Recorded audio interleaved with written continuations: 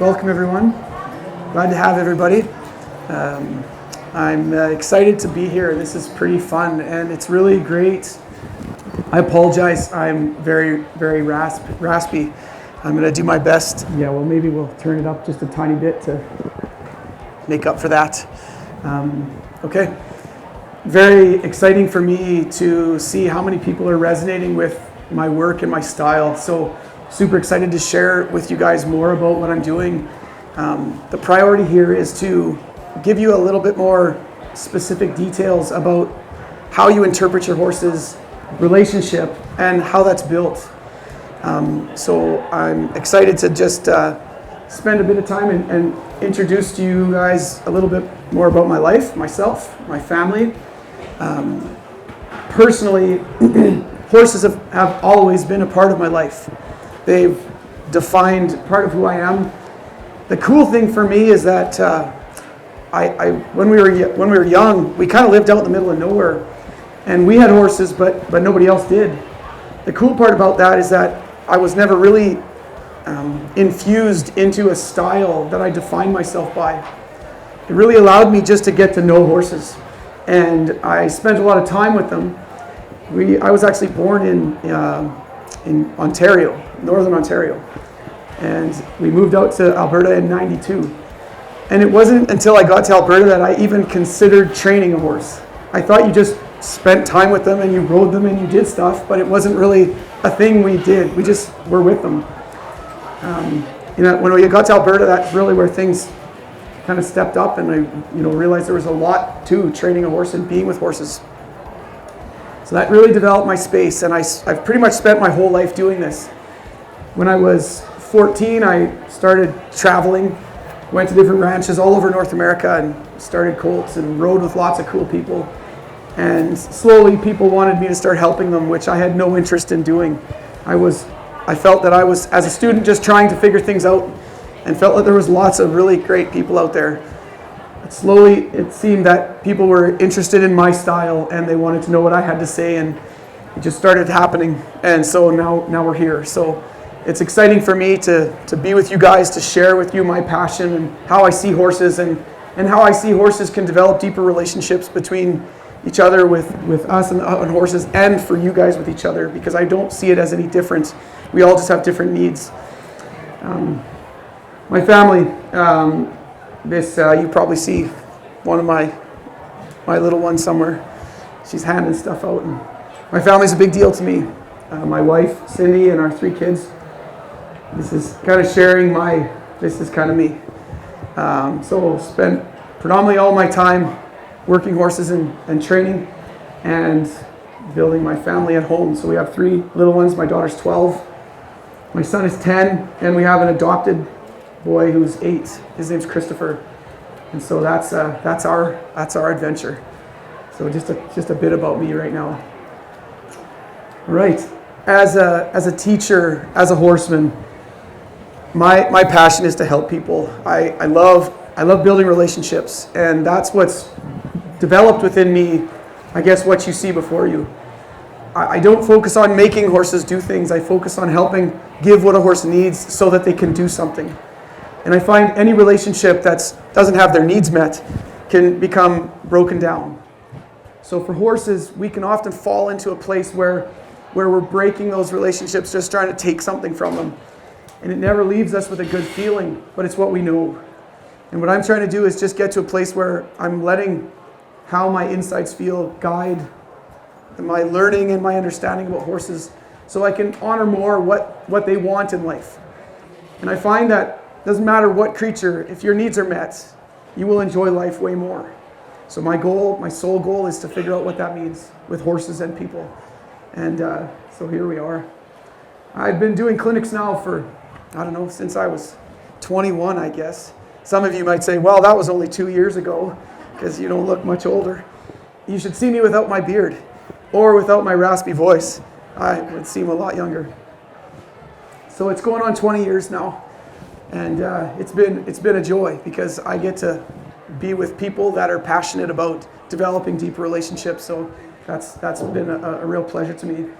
And in my own life, I am a student. So you saw that my slogan is Josh Nichol, a horseman's pursuit. And that was always the beginning, and it's always been the focus. Is my goal is to understand them better, and it just so happens that now I get to have a lot of people join me in my journey. And I feel like any great teacher should be constantly a student, trying to learn and let the horses teach you. And they teach us in a couple ways. They teach us by showing us what isn't working for them. And those are the moments where you have to work on refining yourself. And they also teach you by showing you what works. And that's where we build those deeper connections. So in everything that the horse gives us feedback, we're learning. And I encourage you all to be that way. Instead of when the horse is struggling, to feel like you just have to make them do things, is to figure out what they're trying to communicate. And that causes us to become a listener. Pretty important stuff.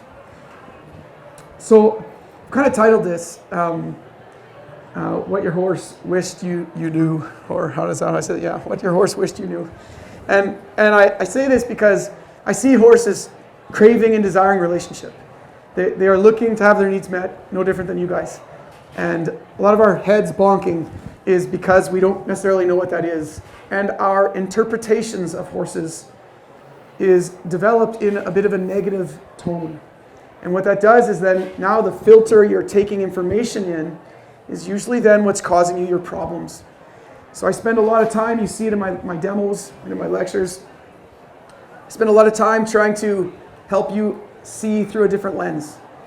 Because how many times have you all observed that somebody gets on a horse and does a certain thing, and then someone else gets on that same horse and tries to do the exact same thing and gets an entirely different result? And yes, that could be the placement of the aids and the way they hold their hands, but a lot of times it comes down to what the horse feels from you. Okay, so then, and how you interpret, how you move your reins. You saw that with my work with Jackie. Jackie did a great job in making herself available to do that. A lot of the ways we want to move changes because it's how you're interpreting what the horse is doing. So these are really big deals. All right. So the first thing is to start understanding a concept of leadership. I am constantly trying to listen to them so they can teach me what leadership is to them. So this is a little bit of a shifting viewpoint. Mostly what we do is we say, I already know what the horse should do. And if they're not doing it, what do we often call it? Misbehavior. They're being bad. They're doing things. First off, you have to recognize the only thing your horse is trying to do is not die. They're just trying to get by. They don't know really what you want. Sometimes they get an idea, but their main priority is to stay alive and to figure out how to do that. And if what we can provide them answers that, they are more than happy to do anything you want. And again, that's a relational principle. When you're in good relationship, you're happy to do things. When you're not, you're hesitant and guarded about most of the things that you would be asked to do. So from the horse's perspective, I want to understand what's going on in that eye. I want to know what they're thinking. Again, to do that, we have to become really good listeners. Right? Now, the other side of leadership is to know what they need, but then be able to test that under pressure. Some of you have been to my booth and you saw this shoot, but you didn't see the drone that did it. And this was Bentley. He's the horse I use today. So in understanding leadership, when we can provide a horse with what they need, they become more willing to give back to you what you would like. Bentley didn't care or really understand what the heck was going on there. That drone is flying just above him, and it's a massive drone, and his mane was blowing, and he was waiting, and I sensed in him, why are we doing this? Why would we stay here when there's this huge thing flying above us? But that's really the goal, isn't it? Is to have the horses wait for us while we ask them to do the crazy things that we ask. Because most of the time, they'd probably prefer just to eat grass and drink water and hang out with each other.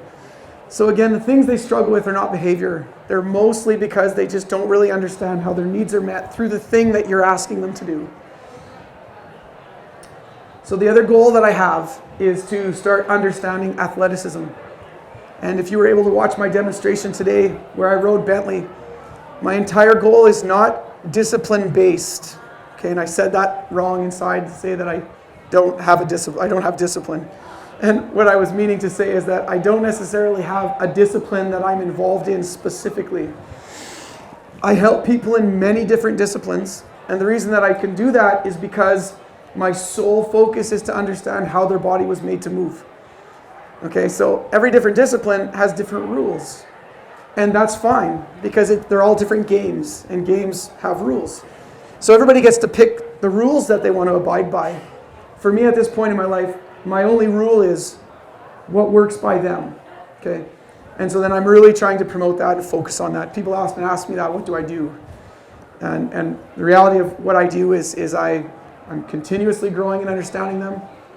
I do live more of a Western lifestyle, so my horses work cattle, and I do that. I enjoy the classical system because I think it's very progressively teaching us how their bodies should work and move and how they develop posture and balance.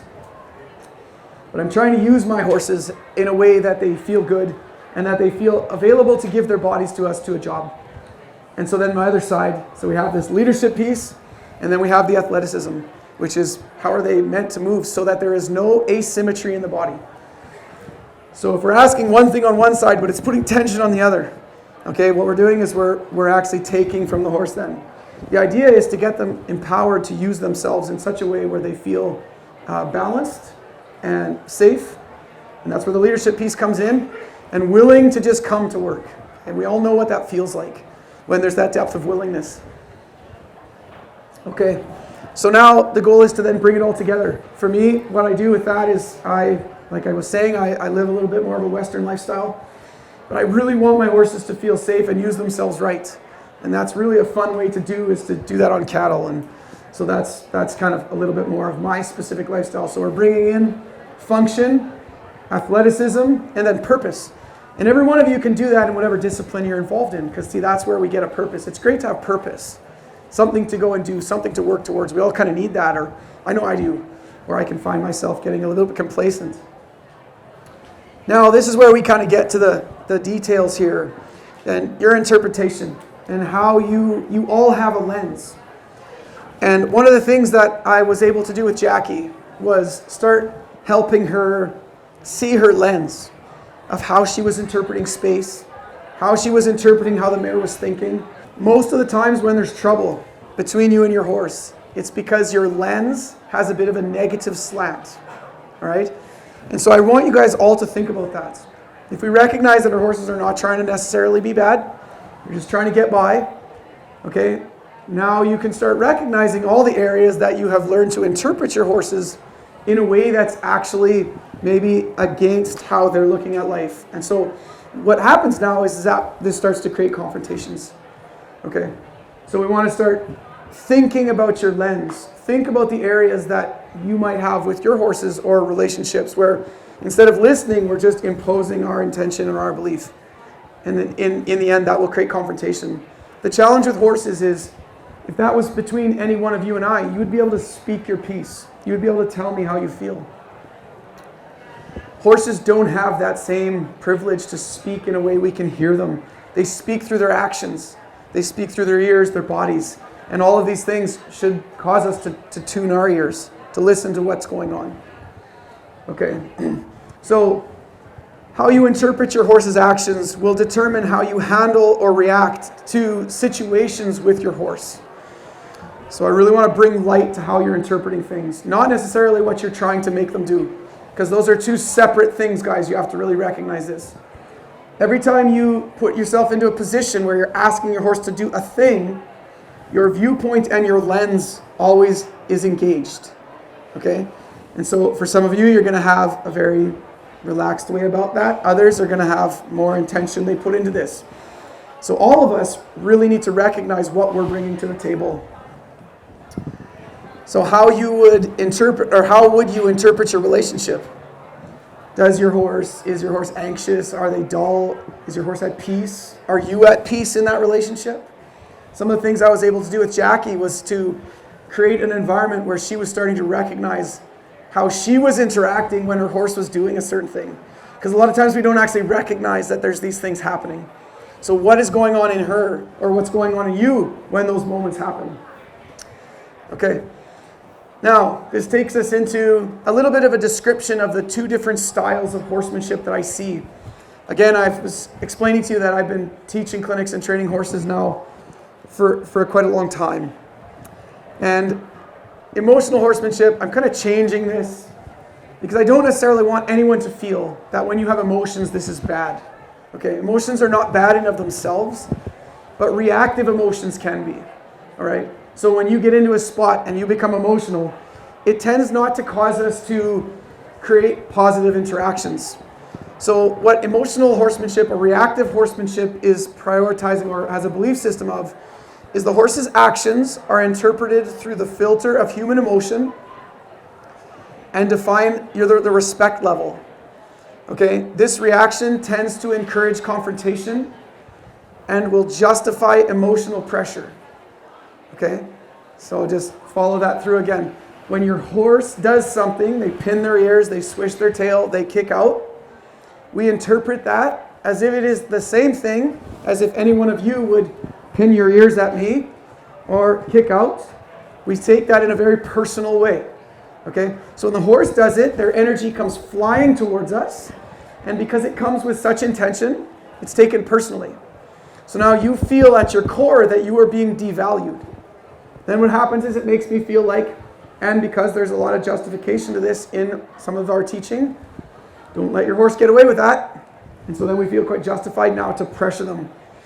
How often have any of you used pressure when very emotional and got a great result? Okay, come on, let's be honest. I never have. Because what happens is you end up giving a couple extra. Okay, you get all bracy and tense, and when no one's looking, there's a negative frequency in you now because of your interpretation. All right.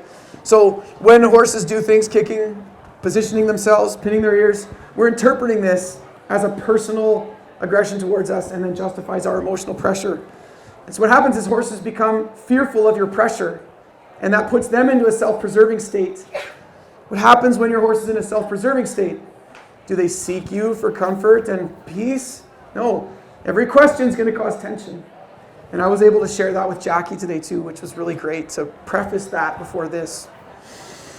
So there's two sides to what we call emotional horsemanship. And the first side is a little bit more of an aggression, okay? So a lot of times this negative imbalance would say, my horse is being a fill in the blank. Almost every one of you has some name you've called your horses, okay? Because we can compare it to that. We have everything we need to do in our brains is we need to put it in a box. Once you put it in that box, it makes sense, and your brain can categorize that. So when they do that thing, we emotionalize it and we call it that thing. And in reality, I find that that emotional interpretation only charges a negative. Okay, so we want to find a neutral balance. Now, on the other side of that, there's a lot of us that will look at, and I call this a positive emotional imbalance.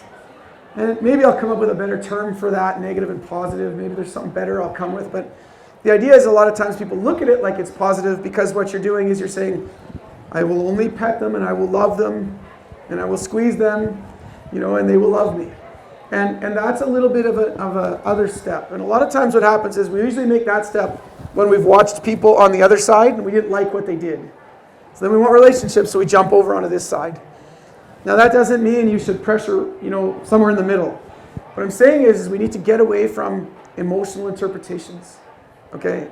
Building your interpretation based on trying to either negatively interpret or positively interpret. What I want to do is I want to understand. That's the goal, is to just build understanding.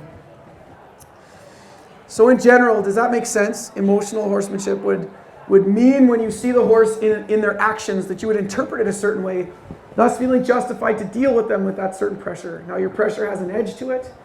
It's no different than a relationship when you're kind of arguing with someone. Your intention is negatively charged.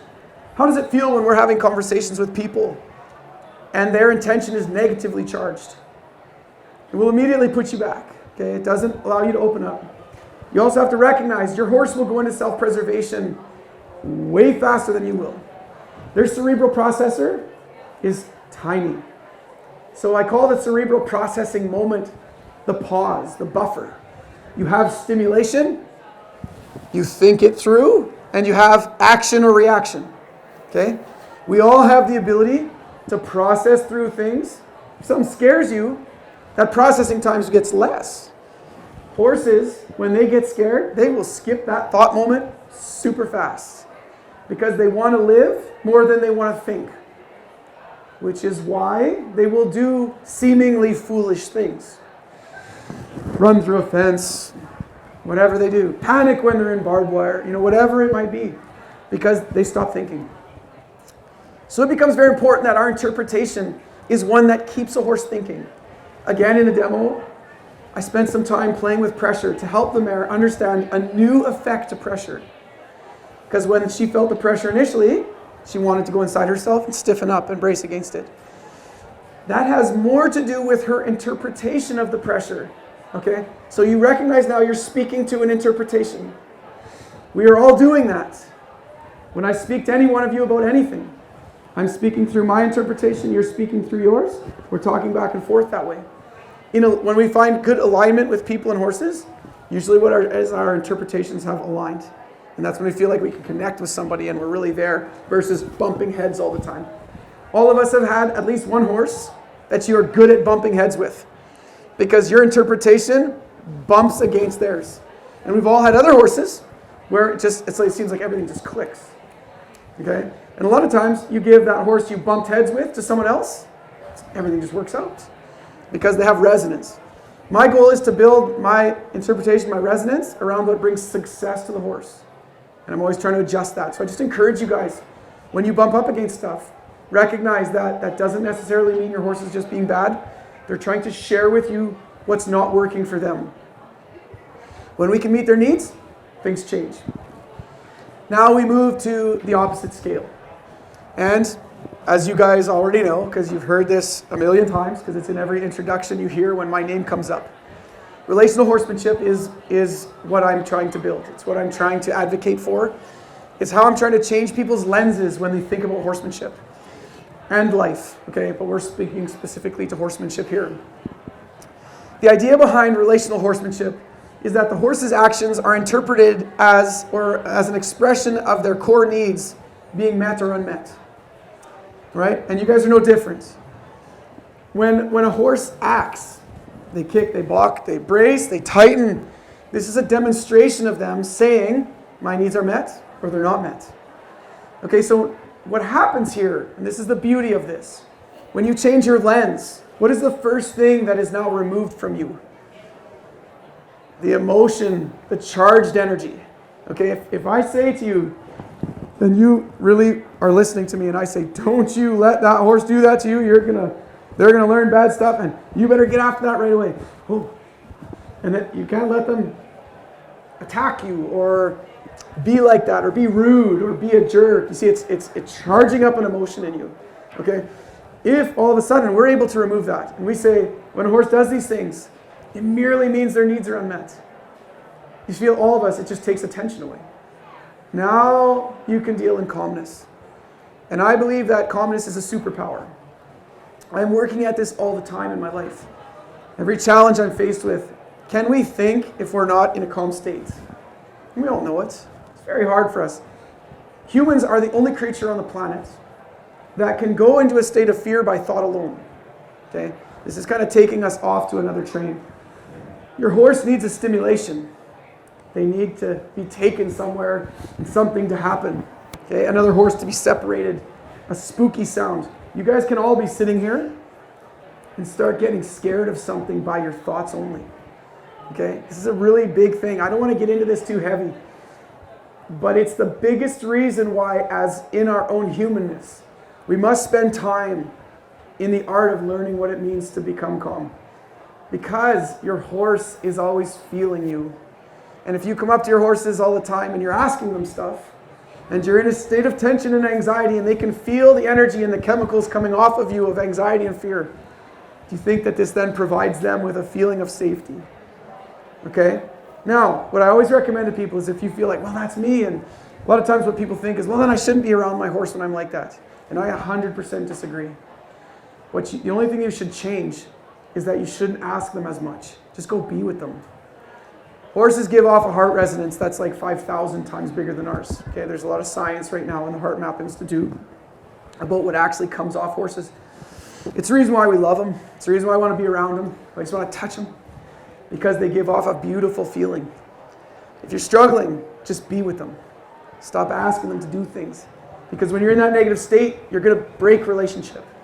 But if you allow the horse to be the stronger presence in that moment, you'll feel better. Your energy will subside. The anxiety that's in you will calm. We've all experienced it.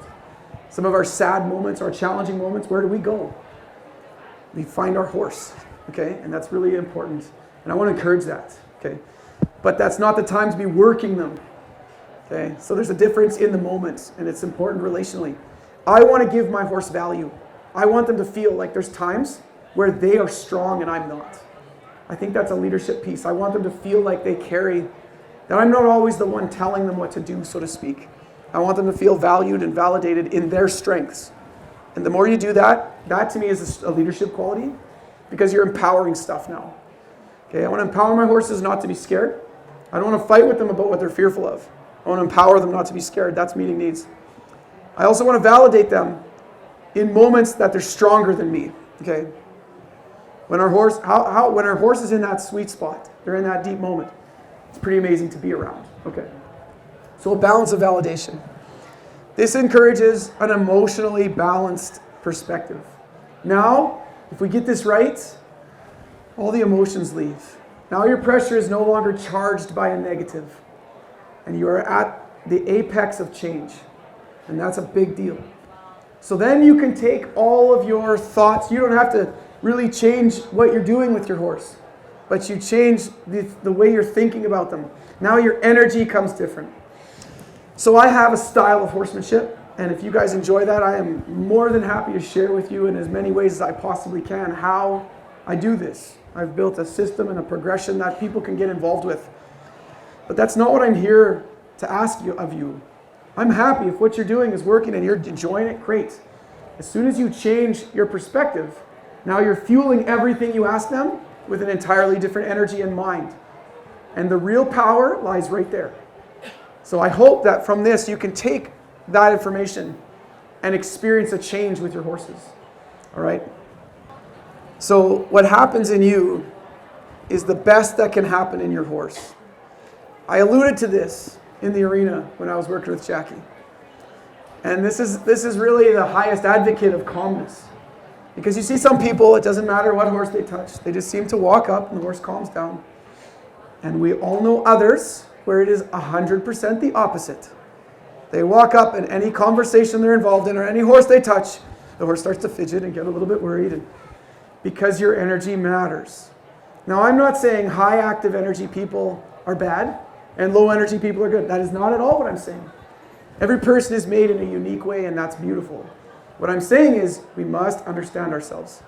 Every one of you just has to know yourself. You have to know what the horse is feeling so you can regulate yourself. You can sense what the horse is doing instead of just blaming what's coming out of you on them. Okay, so we all have to take note from a relational perspective of what the horse is feeling from you.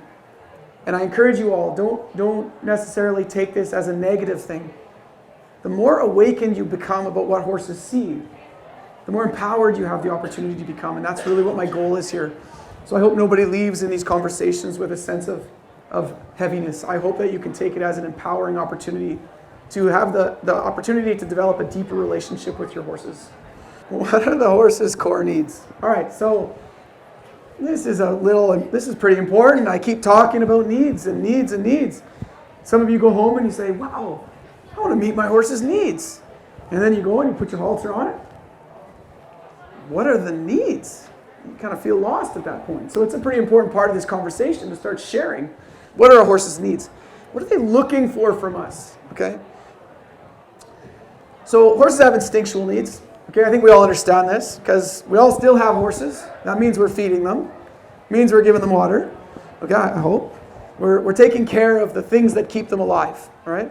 There's lots of different ways to do that. There's lots of different opinions. And that's a good thing because we can all learn from each other on things that work. It's one of the best things I love about visits. Because I'm always learning from you when you talk to me about your experiences, and I hope I can share the same with you about mine. Everybody has value to bring to a conversation. And in this scenario with our horses, we just have to recognize that if we're not taking care of those instinctual needs, you will never be able to meet their emotional or their deeper needs, okay? Because they're innately not feeling safe. Because they are looking, they're hungry, they're thirsty, they're whatever. Okay, so water, food, life safety from danger. And then you have your relational needs. And relational needs are really what we're talking about here. Because I'm going under the assumption that we all have a general sense of husbandry. And now we're talking about the inner needs, the relational needs. So we have mind, space, and pressure. Every horse, and you can all think about this, and as I say these things, every one of you is going to say, that's my horse right there. Okay, because every one of them, this is a little bit like, you know those personality tests we do? And they ask questions, and we say, oh yeah, that's me right there. And then at the end it says you're gold or green or this or that. You know, we've seen many of these. Horses are similar, okay? So a mind horse, or a horse that's more mindful. In the mind, a horse is very watching. They're watching. They watch. They need to know what's going on. These kind of environments are challenging for them because there's so many things to take in. And they can't settle because they have to do that. So it's a need for them to be able to know what's going on. Okay? And if you fight with them about this, they will fight you. Okay? An example of a challenged mind horse would be a herd-bound horse. A horse that just wants to go home. Doesn't want to leave the barn, doesn't want to leave their buddies. Okay, so when they're challenged on a mind state, you will see this often as herd-boundness. Or they head away from home slowly, and they head back fast. Okay, we've all seen this. Because where is their mind? Their mind never came. Okay. So in my work in the demos, I've spent some time talking about making sure I'm prioritizing the mind of a horse. That my pressure releases when their thought changes. Because mind works off the premise that your horse's feet follow their thought. Okay? So that's what happens. You separate two horses, the thought stays with this horse. And if you can't talk to their thought and change what they're thinking about, the farther you go, does it get better? No, it gets worse. And if they keep it up, it turns into bad things. And then you come to me and you say, well, my horse has been bucking lately. Can you help me with that? And it didn't really have anything to do with that. It just had to do with that you pulled the mind and body apart so hard that they couldn't settle. It tore them up. Okay? And we know that feeling too when our mind and bodies are separated. There's an anxiety in it. You want to be somewhere you're not. Okay? For horses, this is a primary need. So I spend a lot of time trying to draw their thought and help them learn that their mind can be with me and I can take care of that need. Doesn't mean I stop them from looking at stuff. And I want to also be able to allow them to feel me, see it, and be involved in it, and ask them to be here with me. Horses will often look at humans in a kind of a funny way. We've all seen that scary movie where that person's walking and they open the door and your thought is, don't go in there, don't go in there. And then they walk in and they keep walking out. We know that person's in there. And, oh, it's getting scarier and scarier and our anticipation is growing.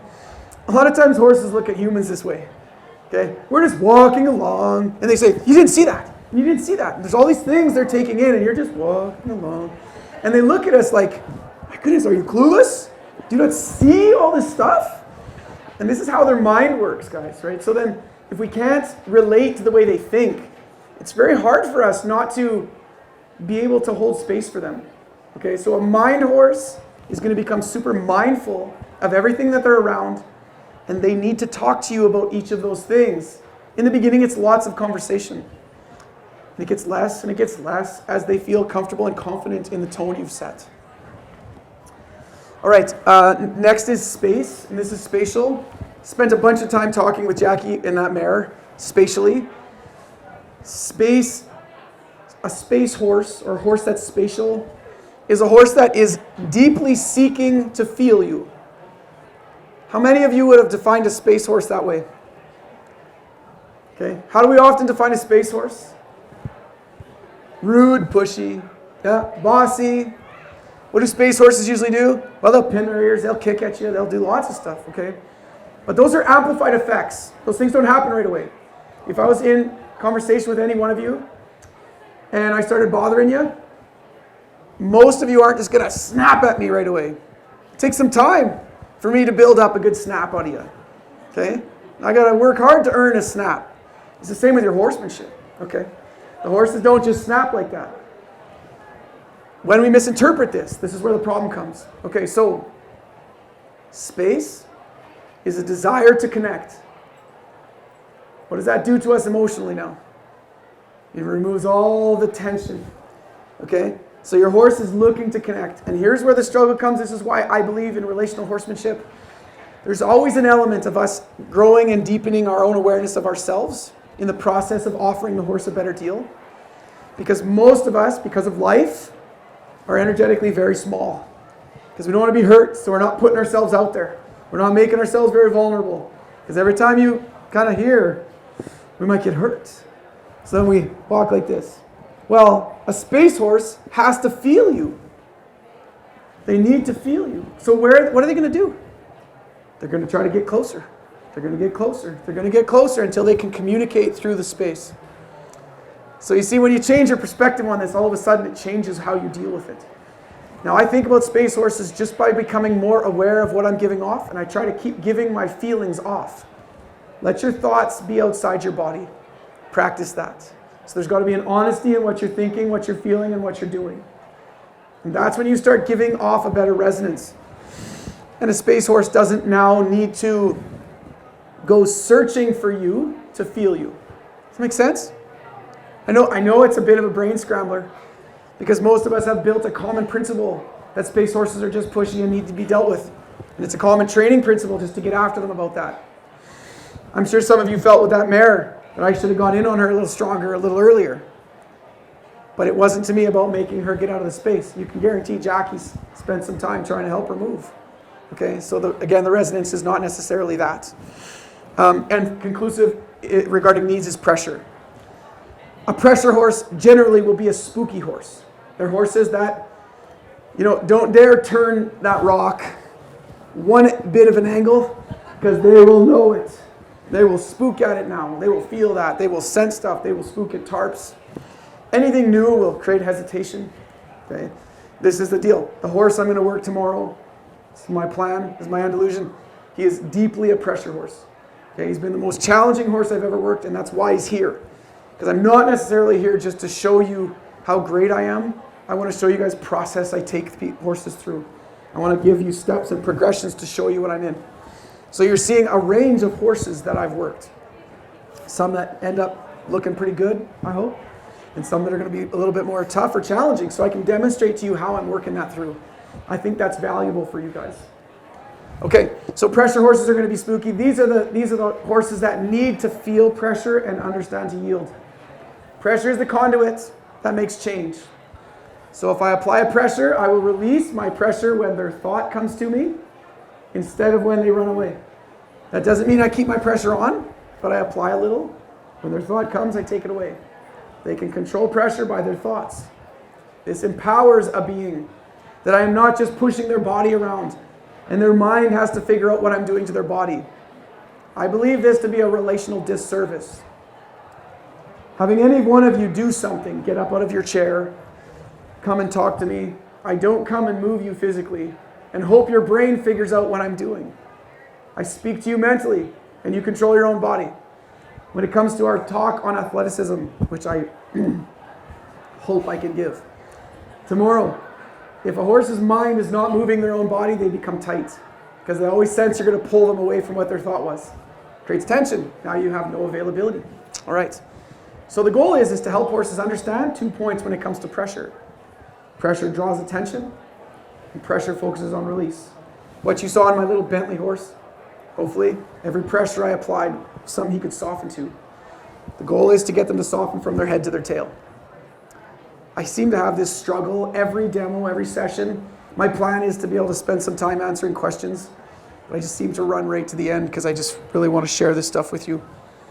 Okay, so this is just a little mare and really deep relationship that I had to share with her. It was really great. The mind of a horse is the gateway to their body. And this is the conclusion to set the tone for tomorrow's lesson, or tomorrow's session. It is only when the horse's mind releases to you when you answer their needs and they trust you, that they will give themselves to you physically to go and do things. Really, it comes down to interpretation. It comes down to style. Is now how do we get their body? How do we get them to do things? And dominance is a way. Dominance is a way. We can believe that we have to make them listen. But in my understanding of a universal sense of relationship is that when I meet the needs of anything, I train dogs and horses, and I really spend a lot of time mentoring people. When we meet needs, it's amazing what any creature will do for you. When you don't, they are almost all looking for the quickest way out. Okay? So this is the goal.